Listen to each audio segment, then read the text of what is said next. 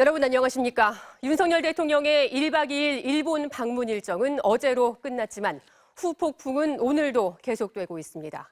대통령실은 이번 한일 정상의 만남으로 역대 최악이었던 한일 관계 개선의 전환점을 마련했다고 자평했지만 야권과 시민단체는 굴욕 외교, 조공 외교라며 대규모 집회를 열었습니다. 우리 정부가 일본에 내준 만큼 일본의 성의 있는 호응이 뒤따를지도 지켜볼 문제로 남았는데 대통령실에서는 애초에 주고받는 것을 상정하지 않았다고 말했습니다. 먼저 이정은 기자의 리포트 보시고 이어서 자세한 이야기 들어보겠습니다. 윤석열 대통령이 일본에서 돌아온 다음 날, 대통령실이 7쪽 분량의 한일 회담 결과 자료를 공개했습니다. 역대 최악으로 치달아온 양국 관계 개선에 전환점을 마련했다는 자평입니다. 회담 실무를 담당한 김태호 국가안보실 1차장은 방송에도 출연해 회담 결과를 설명했습니다. 먼저 우리 정부의 강제동원 해법에 대한 일본의 호응. 기시다 후미오 일본 총리가 과거사에 대해 구체적인 언급을 하지 않은 것을 두고 대통령실은 애초에 주고받는 식의 협상이 아니라고 했습니다. 우리 윤 대통령과 우리 참모진 그리고 외교부의 입장은 사사건건 우리가 하나 이번에 뭘 할 테니 당신네 일본 정부는 이걸 해다오 하는 접근을 꾀하지 않았습니다. 한국이 할 수 있는 걸 먼저 할 테니 일본도 이를 지켜보고 움직이기를 기대한다는 겁니다. 강제동원 배상해법이 나온 직후 일본 측이 바로 위안부 합의 이행과 독도 문제를 언급하며 추가 요구가 나오는 분위기인데 김 차장은 위안부 합의를 존중한다고 밝혔습니다. 위안부 합의가 계속 존중되고 일본이 했던 그 당시의 발표가 유효하기 때문에 화해치유재단의 잔액을 적절하게 우리가 미래지향적으로 사용하면 되는 겁니다. 일본 정부를 비난하는 것을 자제하고 화해치유재단에 조성했다 남은 돈을 사용해 사실상 합의 재이행을 하는 것으로 보입니다. 경제적 효과와 안보 협력을 위해 과거사 문제를 희생한 것 아니냐는 비판에 김 차장은 이 문제를 정치적으로 이용하는 것에 반대한다고 강하게 말했습니다. 본인이 당사자가 아닌데도 국내 정치적 이해관계 때문에 이 문제를 곡해하거나 사실관계를 뒤틀거나 정치화하는 것에 대해서는 저는 강력하게 반대하고 싶습니다. 자, 그럼 한일 정상회담을 취재하고 어제 돌아온 이정은 기자와 계속해서 이야기 나눠보겠습니다. 자, 이 기자, 이번 회담에 대한 평가가 그야말로 극과 극으로 엇갈리고 있습니다. 이 대통령실에서는 애초에 주고받으려는 자리가 아니었다 이렇게 말했는데 그럼 우리의 득실은 어떻게 되는 겁니까? 윤석열 정부가 한일 외교에서 첫 번째 목표로 삼는 게 바로 관계 개선입니다. 그렇게 보면 성과가 있어 보입니다. 대통령실이 전한 일본 측의 반응을 보면 일본 측도 꽤 만족하는 것 같거든요. 우리 정부 산하 재단이 강제동원 배상을 대신하겠다고 하자 이렇게 반응했다고 합니다. 들어보시죠. 네.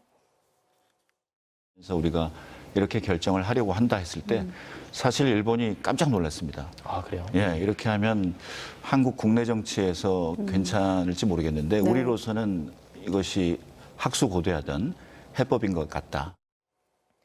일본 측이 놀라면서 괜찮겠느냐는 반응이었는데 실제로 지금 한국에서는 여론이 악화한 상태입니다. 네, 일본이 되려 이렇게 해도 괜찮겠느냐 한국 정부를 걱정해줬다는 얘긴데 자, 지금 일본 언론들은요 이 과거사 문제뿐 아니라 독도 문제, 후쿠시마 오염수 방류 문제까지 이번에 뭐 해결해야 되는 거 아니냐 요구해야 된다 언급을 하고 있어요.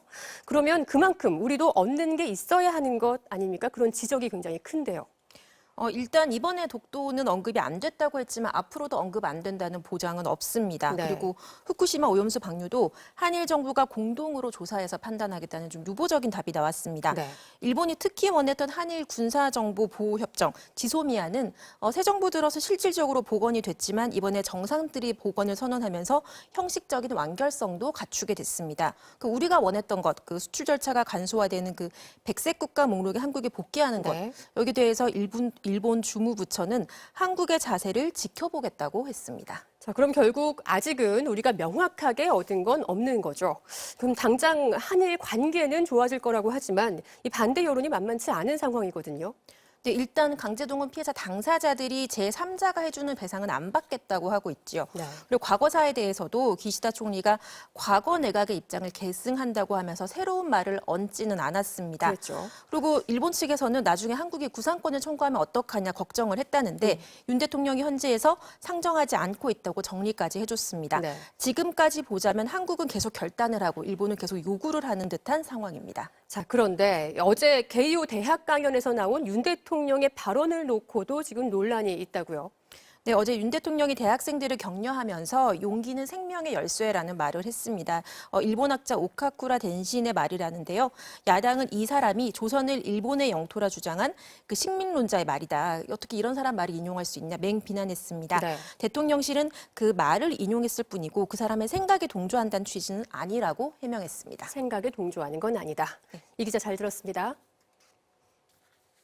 서울 도심에서는 한일 정상회담 결과를 비판하는 대규모 집회가 열렸습니다. 진보 성향 시민단체들과 일반 시민들 그리고 야권 정치인들까지 총집결해 일본의 굴욕 외교를 펼친 윤석열 대통령이 퇴진해야 한다고 주장했는데요. 정부의 강제동원 해법이 무효라는 이 범국민 서명운동과 길거리 행진도 이어졌습니다. 박솔립 기자입니다. 국가정의 평화 실현하자! 휴일 오후 서울시청 광장에 경찰 추산 7,000명, 주최 측 추산 15,000명의 시민들이 모였습니다. 600여 개 시민사회단체들과 시민들은 한 목소리로 이번 한일 정상회담은 조공외교, 망국외교를 뛰어넘는 역사적 참사라며 맹비난했습니다. 모두를 팔아넘긴 그랜드 퍼주기식 조공외교로 국민에게 깊은 상처와 수치심을 안겼다. 이재명 더불어민주당 대표와 이정미 정의당 대표 등 야당 정치인들도 대거 참석했습니다. 이들은 윤석열 대통령이 일본의 하수인의 길을 선택했다며 정부 비판에 목소리를 높였습니다. 국민을 거역하고 역사를 저버린 이 무도한 정권을 그대로 두고 볼 수 없습니다. 함께 싸워야겠습니다. 시민들의 존엄도 팔아먹고 이 동북아시아의 평화도 팔아먹는 윤석열 대통령에 대한 심판이 시작되었습니다. 정부의 강제동원 피해자에 대한 제3자 변제안에 대한 거부도 분명히 했습니다. 참가자들은 정부가 내놓은 강제동원 해법이 무효라며 서울시청 광장부터 이곳 주한 일본 대사관까지 행진을 진행했습니다. 무너지는 느낌이었죠. 일장기에다 대고 경례하고 했던 그런 것들이 화가 나서 올라왔어요. 윤석열 정부가 이제 해도 너무한다고 생각하고. 참가자들은 일장기에 야유를 보낸 뒤 해산했으며 별다른 충돌은 없었습니다. 하지만 범국민 서명운동과 함께 다음 주 토요일에도 규탄 집회를 여는 등 강도 높은 대정부 투쟁을 이어나가겠다고 예고했습니다. MBC 뉴스 박솔립입니다.